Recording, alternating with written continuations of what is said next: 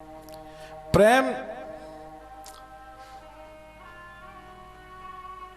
दबाव नहीं मानता है, प्रेम सहन करता है। प्रेम में सहन करने की क्षमता है।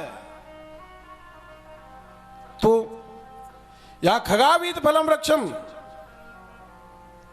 वृक्ष पर जब तक फल होते हैं पक्षी मंडराते रहते हैं, उसे छोड़ करके फिर वह पक्षी चले जाते हैं। कब? जब फलहीन वह वृक्ष हो जाता है। आतिथ्यो ग्रहम, भोजन करने के बाद में अतिथि गृहस्थी को त्याग करके चला जाता है, और विद्या प्राप्त करने के बाद में शिष्य गुरु को त्याग करके चला जाता है। यहां गोपियां कह रही हैं उद्धव से। और ऋतिक जो दत्त दक्षिणा, आचार्य यजमान से दक्षिणा लेने के बाद में यजमान को त्याग करके चला जाता है। एक बात मालूम है आपको ईश्वर जी, मैं कब तक तुम्हारी जय जय बोल रहा हूं? कब तक जय जय बोल रहा हूं मालूम है? नहीं मालूम। जब तक मुझे दक्षिणा नहीं मिलेगी। और दक्षिणा मिली और मैं गाड़ी में बैठा, तुम देखते रहे ना। तो दक्षिणा लिखा भागवत जी में, आचार्य दक्षिणा लेने के बाद में यजमान को छोड़ करके चला जाता, त्याग देता है। ऐसे ही आज भगवान कृष्ण से हमने प्रेम किया और वो कृष्ण काले कनुआ हमको त्याग करके चले गए। और फिर राधा रानी ने कहा, अरे उद्धव, तुम ज्ञान चर्चा करने के लिए आए हो, यह वृंदावन ज्ञान भूमि नहीं, यह प्रेम भूमि है, यहाँ प्रेम की चर्चा कर। अब प्रसंग ज्यादा है, समय कम है, पर कथाकार मठा का क्या बढ़ाना, कितना भी बढ़ा लो, कितना भी छोटा कर लो, कितना भी घटा लो। अब गोपियां कहती हैं, अरे उद्धव, ये तो प्रेम की बात है उद्धव, बंदगी तेरे बस की।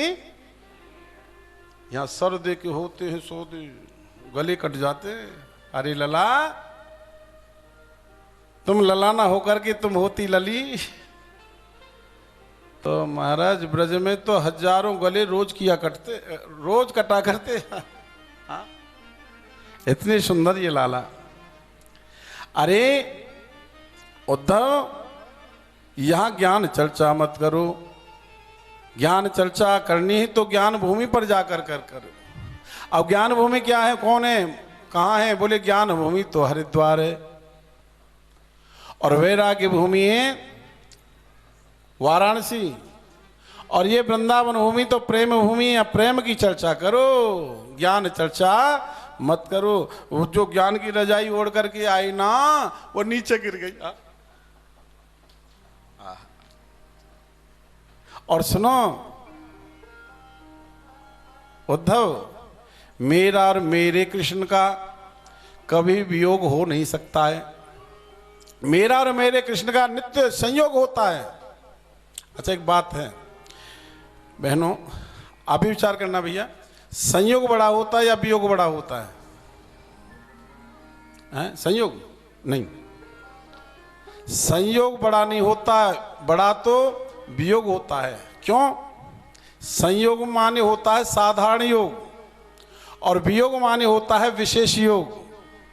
हमारा तुम्हारा संयोग है, नेत्र दर्शन हो रहा है।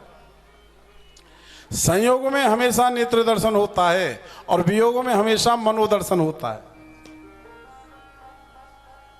जब दो प्रेमी अलग अलग हो जाते हैं, वियोग हो जाता है, तो मन से दर्शन होता है उसका, और जब संयोग हो जाता है, मिलन हो जाता है, तो नेत्रों से दर्शन होता है। इसलिए संयोग बड़ा नहीं है, वास्तव में बड़ा तो वियोग है। यहां लिखा, भवती नाम वियोगो में न हे सर्वात्मा ना कुछ तो यथा भूतानि भूतेषु खम वायव जलम मही। मेरा मेरे कृष्ण का कभी वियोग हो ही नहीं सकता। मेरा नित्य संयोग है मेरे गोविंद के साथ। कानवय प्राणवय प्राणवय कानवय ही में न जान परे कान है के प्राण है। उद्धव बोले, किशोरी कृष्ण तुम्हारे पास है? बोले हाँ। बोले दर्शन कराओगी? बोले हाँ। सो राधा रानी से इशारा दे दिया, राधा रानी नेत्र बंद कर दो इनके। अब नेत्र बंद किए उद्धव के, और उसी समय राधा रानी ने बंसी बजाई है। क्या बजाई है? ललिता ने उद्धव की आंखों पर ऐसे हथेली रख दिए और राधा रानी ने बंसी बजाई। अब आपके मन में एक संदेह हो रहा होगा, राधा रानी के पास में बंसी कहां से आ गई, कहां से बजाई? कहते हैं जिस समय भगवान कृष्ण वृंदावन से मथुरा जा रहे थे ना, तो दो चीज राधा रानी को दे दी थी। वो कौन सी चीज है?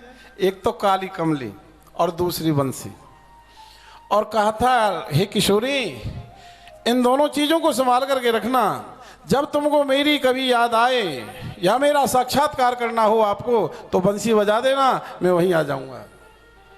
अब राधा रानी ने जैसे बंसी बजाई, भगवान वहीं प्रकट हो, वहीं प्रकट हो। ललिता ने वो उद्धव के आंखों से जो ऊपर हाथ लगा रखे थे वो हटाए, सामने देखा उद्धव ने राधा माधव दोनों खड़े हैं। बोली राधा माधव भगवान के जय हो। फिर कृष्ण दर्शन किया उद्धव ने, फिर राधा रानी ने इशारा किया, बोले यह तो दर्शन करता ही रहेगा, तुम ऐसा करो उद्धव की आंखों पर फिर हाथ लगा दो। ललिता नाम की सखी ने फिर हाथ लगा दिए, गोविंद की झांकी अंदर ध्यान हो गई। फिर हाथ हटाए, देखा अब राधा भगवान नहीं है वहां, तो अकेली राधा। फिर एक कथा आती है, यहां तो नहीं लिखा भागवत जी में, पर थोड़ा प्रसंगवश में बता रहा हूं। अब यहां उद्धव ने ललिता को श्राप दिया है, जो ललिता सखी है राधा रानी की। क्या? तूने मेरे आंखों पर हाथ रख दिए, वह गोविंद की झांकी अदृश्य होगी, जहां मेरा श्राप है तू विदर्भी कन्या बनेगी, मलेक्ष कन्या नहीं मुसलमान की कन्या बनेगी, विदर्भी।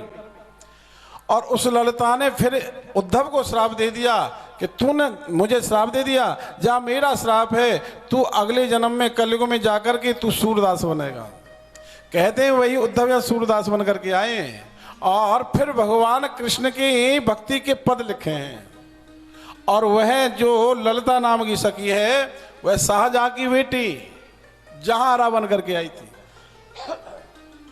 पर ये बातें या तो गुरुदेव के मुख से सुनने को मिल जाए या फिर स्वाध्याय किया जाए। और जो श्रोता स्वाध्याय करके कथा सुनता है ना, फिर उसे कथा सुनने में बड़ा आनंद आता है। उसे मालूम होता है कि सामने वाला जो बोल रहा है ना वक्ता, वो अद्भुत स्वाध्याय करके बोल रहा है। अब जिसने कोई सदग्रंथों को पढ़ा ही नहीं है उसे क्या पहचान होगी वक्ता की। अब यहां उद्धव की आंखें भर आई, राधा रानी से कहा ही किशोरी जब भगवान तुम्हारी इतनी याद करते हैं तो तुमको भगवान की याद आती है, बिना भगवान के तुम कैसे रहती हो? तुम्हारी क्या स्थिति रहती है जब भगवान तुम्हारे साथ नहीं रहते? तो राधा रानी बोली हे उद्धव, बिना कृष्ण के मुझे कुछ अच्छा नहीं लगता है। बोले कछु बताओ तो सही, कछु उपमा तो दो, बिना कृष्ण के कैसे रहो? बोले बिना कृष्ण के ऐसे रहूं जैसे बिना ऐसे रहूं। अब मेरा दिन तो कट जाता है लेकिन रात नहीं कट रही।